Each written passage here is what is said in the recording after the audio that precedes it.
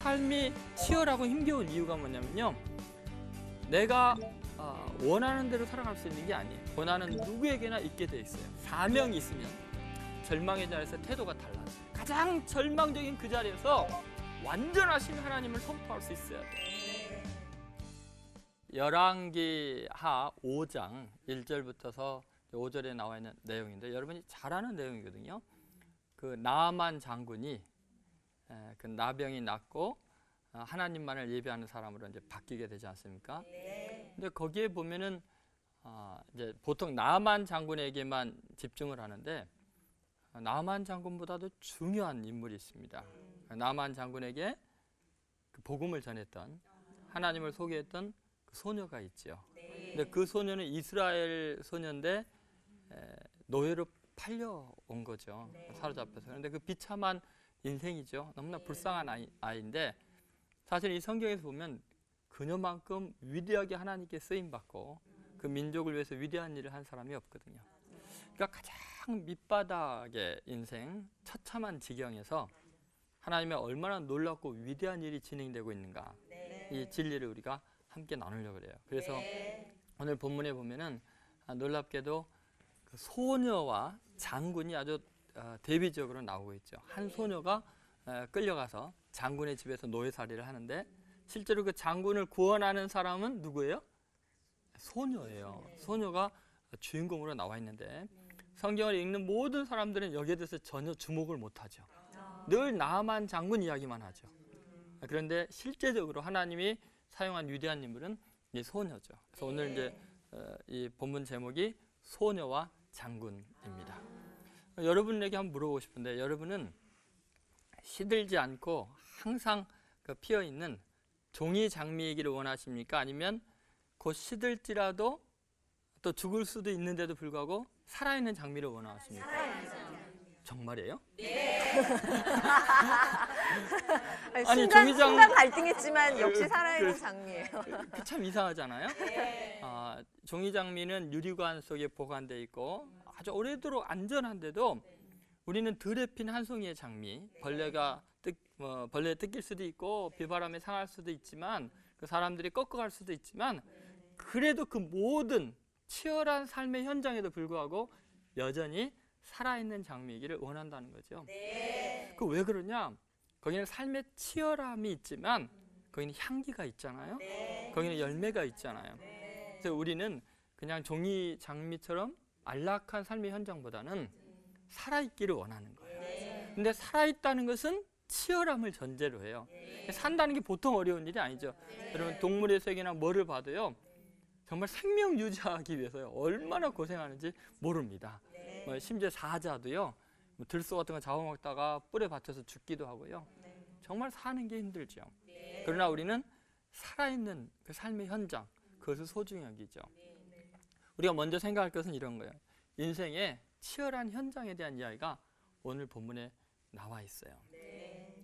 자, 그 첫 번째 우리가 생각할 것은 뭐냐면, 우리의 삶에는 정말 갑작스럽게 추락한 현실을 경험하게 된다는 거예요. 네. 오늘 본문에 나오는 이 어린 소녀는 사실 그 친구들과 함께 들을 뛰어다니고 물고기 잡고 꽃을 꺾고 재밌게 지내고 있었을 거 아니에요. 네. 그런데 갑자기 어느 날 아람 사람들이 떼를 지어와서 몰려온 거예요. 애들이랑 놀고 있는데 갑자기 막 북을 치고 장구를 치면서 마치 노루를 사냥하듯이, 몰이리에서 사냥하듯이 막 몰려오니까 애들이 막 도망갔는데 얘는 너무 어려가지고 넘어졌거나 달리지 못해서 이 애만 그냥 사로잡혀 간 거예요. 그러면 이 아이의 입장에서는요, 지금 뭐가 뭔지 몰라요. 왜 이런 일이 있는지도 모르고 이스라엘과 아람의 관계도 모르고요. 그냥 친구들과 재밌게 놀다가 갑자기 끌려갔을 때 그게 받아들여지겠냐고요.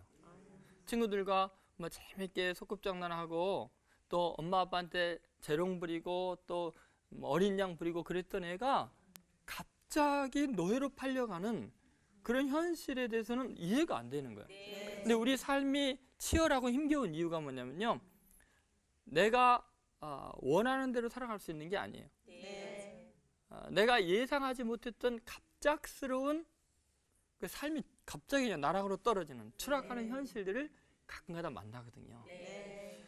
근데 그런 현실을 어떻게 할 것이냐 문제예요. 근데 그것을 내 자신의 운명으로 받아들이고 그렇게 인정하기까지요 굉장히 많은 아픔이 있습니다. 그러니까 자아가 완전히 무너지는 아픔이 있어요. 한번 상상해 보세요. 이 소녀가 그렇게 끌려갔을 때 아람 사람들이 말도 안 통하는 애, 철도 안 드는 애를 어떻게 다루었을 것 같아요? 징징 짜고 어린 양 부리고 그게 통하겠어요? 예, 노예로 지금 사와가지고 이 아이에게 얼마나 많은 폭력을 가했겠어요. 이 아이는요 아마 모든 자아가 무너지는 이 상황 자체를 이해할 수 없기 때문에, 어린 나이기 때문에 이걸 받아들이기까지는요 거의 뭐 짐승 취급을 받았을 거예요. 나중에는 살기 위해서는 이 현실을 받아들여야 되겠구나, 이걸 이제 나중에 깨닫게 되겠죠. 그랬을 때 현실을 받아들이려고 할 때도요 얼마나 마음이 괴로웠겠어요. 어차피 하나님에 대한 이야기를 들었으니까 하나님께 기도했을까, 하나님 제가 어차피 노예로 팔려가는 김에요 학자나 상인이나 또는 정치인들에게 팔려서 내가 고생 안 하게 해주세요, 좀 편하게 지낼 수 있는 노예살이 하게 해주세요, 얼마나 기도했겠어요. 근데 누구에게 팔려갔어요? 나아만 장군, 아람의 군대 장관의 집에 팔려갔어요. 그러면 그 집에 가면은 군인들이 가득할 거 아니에요. 그럼 이 어린 소녀가 그 살벌한 분위기 속에서 얼마나 벌벌 떨면서 지냈겠어요. 아니 노예로 팔려간 것까지 좋은데 하필이면 가장 처참하고 엄격하고 딱딱한 그 군인 사회 속에 팔려갔을 때 그 절망감이 얼마나 컸겠어요. 완전히 모든 것을 내려놓을 수밖에 없어요. 아무런 희망이 없어요. 그런데 이런 인생의 그 추락한 현장, 그것이 결론도 아니고 끝이 아니라는 거예요. 하나님은 그곳에서 이제 위대한 일을 행하세요. 그래서 우리가 두 번째 생각할 건 뭐냐면 인생의 전환점이에요. 그렇게 처참한 인생이 얼마나 놀라운 인생으로 바뀌느냐, 나중에 그 나아만 장군이 하나님을 믿게 되는 놀라운 역사가 일어나잖아요. 어떻게 그 초라했던 인생이 그렇게 위대한 삶으로 바뀔 수 있을까? 여전히 노예로 끝나거든요. 그녀가 갑자기 아람의 공주가 됐다거나 뭐 왕비가 됐다 그런 이야기가 없어요. 에스더 같은 이야기가 없어요. 그런데도 위대한 역사를 이루었거든요. 도대체 뭐가 그녀의 가장 밑바닥 인생에서 가장 위대한 일을 행하게 했냐는 거예요. 그 이유가 뭘까를 생각해 봐야 돼요. 그러니까 첫 번째 우리가 생각할 것은 뭐냐면 그녀가 인생의 고난의 보편성을 발견하면서 놀라운 변화가 일어나요. 사실은 성경이 온통 그 이야기로 가득해요. 그 오늘 뭐 1절의 말씀에도 그래요. 그 아람에는 아주 훌륭한 군대 장관이 있었는데 그 군대 장관이 나아만이라는 사람이 아람 전체를 구원했더라. 그는 장군이었지만 나병 환자더라, 이렇게 나와요. 보세요. 장군이지만 나라를 구원하는 사람이지만 나병 환자이고 자기도 구원할 수 없는 사람이라는 거예요. 장군이고 나라를 구원해서 못할 게 없을 것 같잖아요. 근데 그 인생에도 해결할 수 없는 아픔이 있는 거예요. 그런데 소녀가 어느 날 이걸 깨달은 거예요. 생각해보세요. 노예로 팔려와서 매일매일 학대를 당하면서 얼마나 괴로웠겠어요. 왜 내 인생은 이렇게 비참한가? 왜 내게 이런 일이 있어야 되나? 나는 하나님을 믿는데 하나님이 살아계시면 왜 이래야 되는가? 자신의 그 답답한 꽉 그냥 짜여진 생활 속에서 노예로서 기계적으로 움직여야 되고 감정과 정서가 완전히 파괴된 그 삶이 얼마나 비참했겠어요. 가장 불행하다고 생각했을 거예요. 그래서 이제 주모의 심부름으로 안방을 이렇게 늘 청소하고 마루도 청소하고 그러다가 어느 날 나아만 장군이 퇴근했는데 마루를 청소하다가, 지금부터 이제 상상력입니다. 갑자기 방 안에서 흐느적거리는 우는 남자의 목소리가 들리는 거에서 장군님 목소리 같은데 무슨 일일까 하고 문틈으로 보니까 나아만 장군이 갑옷을 벗고 있는데 온 얼굴에 고름이 흐르고 처참한 지경이에요.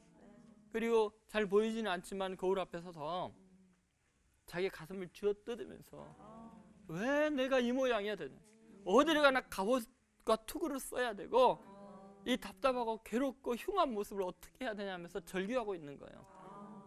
그 순간 이 아이가 얼마나 충격을 받았겠어요. 자기만 이렇게 갇혀서 사는 줄 알았는데 그 위대한 장군마저도 갑옷 속에 갇혀 살았던 거예요.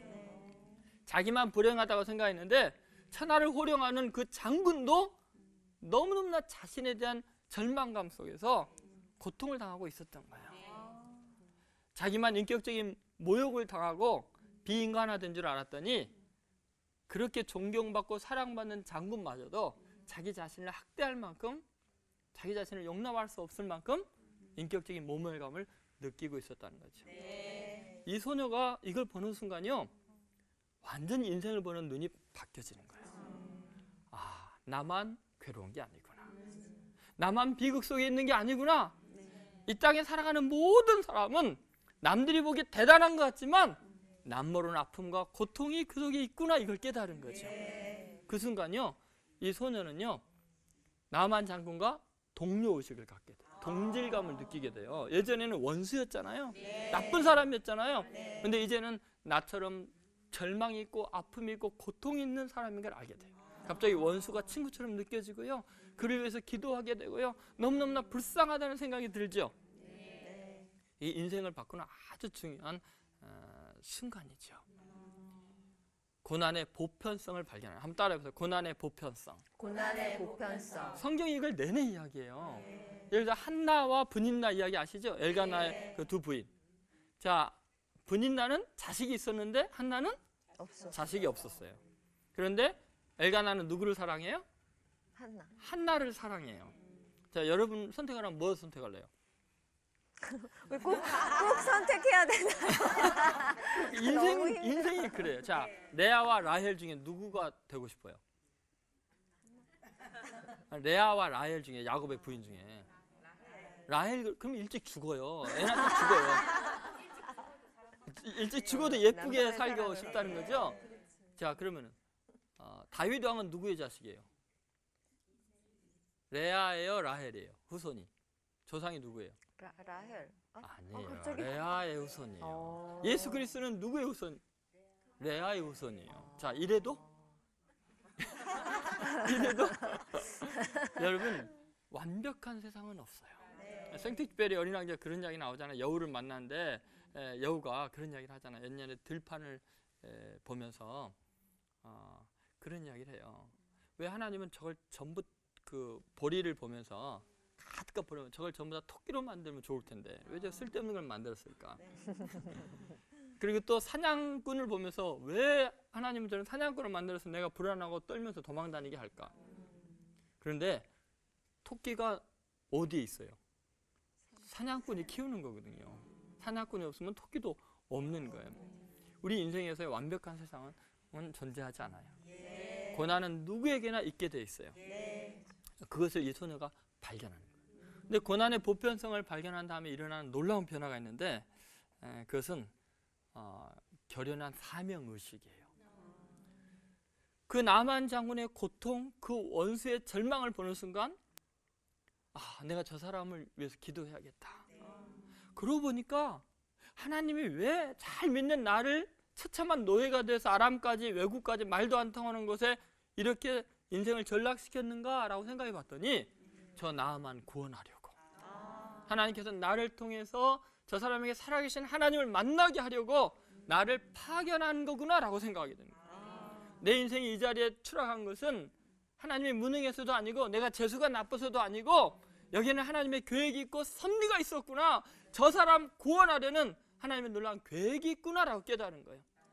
절망의 자리에서 사명의식이 생기면요, 인생이 놀랍게 변화되게 돼 있어요.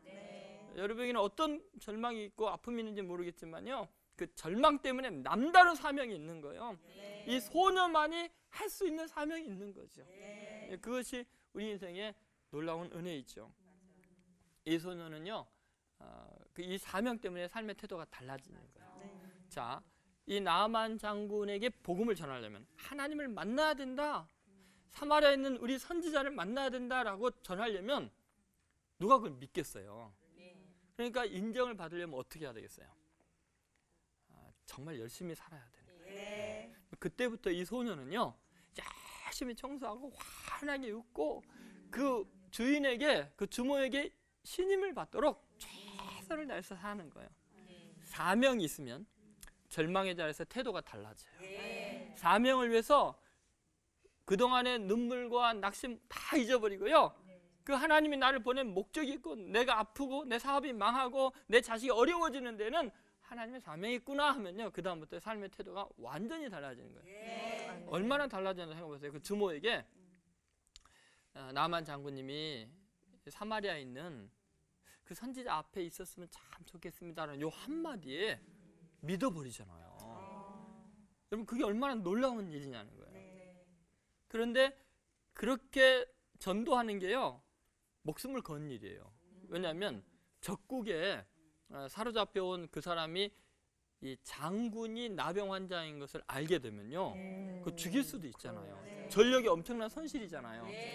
그런데 목숨을 걸고 이 말을 전해야 되는 거예요. 근데 사명 의식 때문에 그녀는 그 결심을 하게 되죠. 그런데 놀라운 것은 더 어려운 점이 뭐냐면요, 이 소녀는요, 놀랍게 생각하면 있을 수 없는 이야기를 하고 있는 거예요. 왜냐하면 에스더 같은 왕비라면은 나만 장군 이리 오게, 자네 하나님 믿어야 살아, 그렇게 이야기할 수 있잖아요, 왕비라면. 근데 지가 지금 노예 주제, 장군님 하나님 만나야만 잘 될 겁니다라고 말하면 장군이 뭐라고 그랬어요? 니나 잘 하셔. 야, 너도 구원하지 못한 하나님이 나를 왜 구원하냐? 이게 되게 어려운 이야기예요. 우리 인생에서요, 사명을 발견하지만 그 사명을 감당하기 어려운 가장 큰 이유가 뭐냐면 내가 밑바닥 인생인데, 내가 이렇게 아픈데, 내가 무슨 복음을 전해, 내가 하나님을 전해, 그런 절망이 있어요. 그런데요, 그 순간이 진짜 신앙 고백할 수 있는 순간이에요. 무슨 말이냐면, 하나님은 나를 구원하지 않아도 하나님은 여전히 위대하신 일을 행하실 수 있습니다. 하나님, 내 인생은 실패해도 하나님은 실패하지 않는 분임을 믿습니다. 하나님은 나를 버릴지라도 거기는 하나님의 섭리가 있는 줄로 믿습니다. 그래서 나는 여전히 하나님을 찬양할 거고 하나님을 자랑할 것입니다. 내가 가난하다고, 내가 병들었다고, 내 가정이 어렵다고, 내 하나님이 무능하다고 말하지 않겠습니다. 내 형편 때문에 내 하나님 제한하지 않겠습니다. 여러분, 이 소녀의 신앙은 정말 위대한 신앙이에요. 여러분 보세요. 예수님이 인류를 구원하는 위대한 일은 가장 처참한 자리에서 이룬 거죠. 어디에서 이루었어요? 십자가 위에서. 너나 구원하라, 사람들이 그랬잖아요. 근데 바로 그 자리에서 전 인류를 구원한 거예요. 여러분이 인류를 구원하고 주위 사람들을 정말 복음으로 새롭게 하고 그런 것은요, 여러분이 잘되고 훌륭해야 되는 건 아니에요. 그럴 수도 있지만 대부분은 그렇잖아요. 가장 절망적인 그 자리에서 완전하신 하나님을 선포할 수 있어야 돼요. 여러분, 그것이 시편 기자들의 고백이었습니다. 너희는 여호와의 선하심을 맛보아 알지어다. 내게 관계된 모든 것을 완전케 하실지로다. 그 말은 무슨 말이냐면, 지금 완전하지 못해요. 너무나 절망해요. 그러나 내 하나님은 내게 관계된 것을 완전케 하실 줄로 믿습니다 라고 고백합니다. 마지막으로 우리가 생각할 건 뭐냐면 인생의 영원한 기념비예요. 여러분, 이 나만 장군이요, 나중에 그 선지자에게 가서 그러잖아요. 낳은 다음에 흙을 좀 한 바리에다 실어달라고. 뭐 할 거냐? 그 아람에 가서 비석을 만들어가지고 영원히 이 이스라엘 하나님만 예배하겠다. 나만은 그 하나님의 은혜의 기념비를 만들고 싶은 거죠. 지금 흔적도 없어요. 왜요? 흙으로 아무리 구워도 수천 년이 지나면 다 없어지죠. 그런데 여러분, 나만 장군의 기념비보다 더 위대한 기념비가 있는데, 그것은 그 소녀가 기념비를 세우고 있다는 거죠. 이 소녀의 기념비는 나만 장군 자체예요. 나만 장군의 이야기가 증거되는 어디에나 이 소녀 이야기는 나올 수밖에 없어요. 한번 생각해 보세요. 우리 인생에서 정말 위대한 기념비가 뭔가? 내가 이 땅에서 남길 수 있는 것이 뭔가? 조지 뮬러가 마지막 죽기 전에 그래요. 그 수많은 10,000명이 넘는 고아들을 키웠잖아요. 그래서 그분이 돌아가시기 전에 많은 알딸들이 돈을 모아서 큰 기념비를 세우겠다고 하니까 아설아설. 작게 하나 그냥 이름만 두지, 다 필요 없다. 영광 받으실 분은 하나님 한 분이다. 나의 기념비는 비석이 아니라 내가 키운 너희들이다. 내가 복음을 전한 너희들이라고 말했어요. 여러분, 이 소녀의 위대한 기념비가 뭐냐? 나만 장군 자체예요. 자, 얼마나 위대한 기념비인가 볼까요? 여러분, 이 소녀는 자신의 가장 비참한 자리에서 적장을 적군의 심장부에서 아군으로 만들어 버렸잖아요. 나아만 장군이 있는 동안에는 아람이 이스라엘을 쳐들어갈 수 있어요, 없어요? 없어요. 나아만 장군이 막아요. 절대로 용납을 안 해요. 그럼 한번 생각해 보세요. 지금 이 소녀의 삶이 얼마나 위대한가? 여러분 생각에 다윗이 위대해요? 이 소녀가 위대해요? 뭐 어떻게 그렇게 쉽게 이야기해요? 정답을 맞춰요? 제가 지금 흐름상 이제 베테랑들이라니까. 한번 생각해 보세요. 얼마나 놀라운 이야기냐면요. 다윗은 골리앗을 돌로 쳐서 죽였어요. 그죠?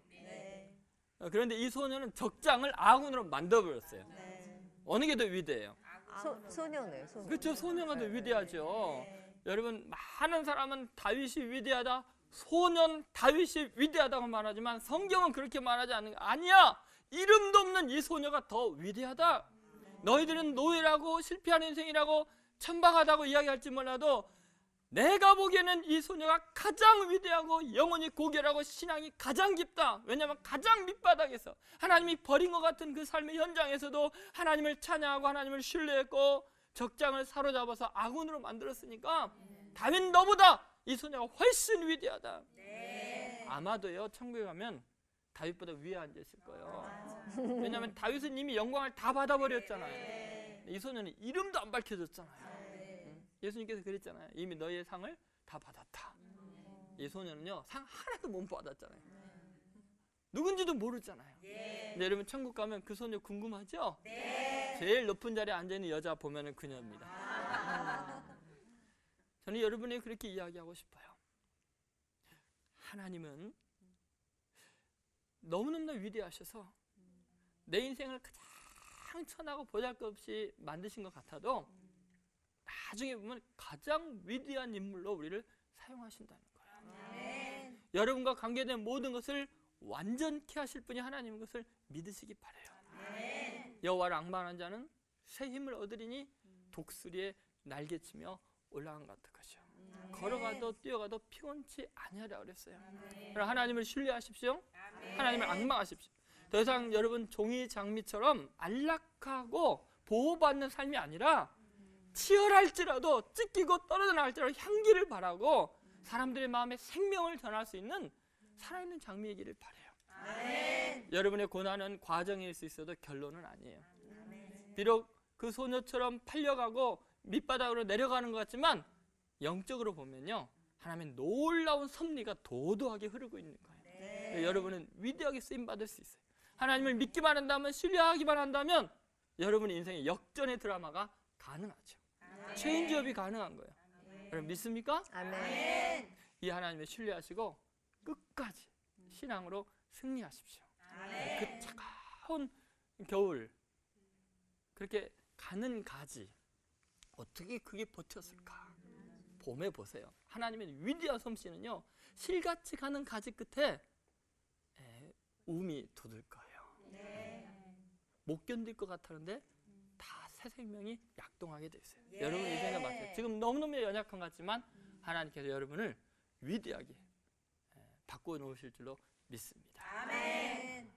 오늘 강의 이상으로 마치겠습니다. 고맙습니다.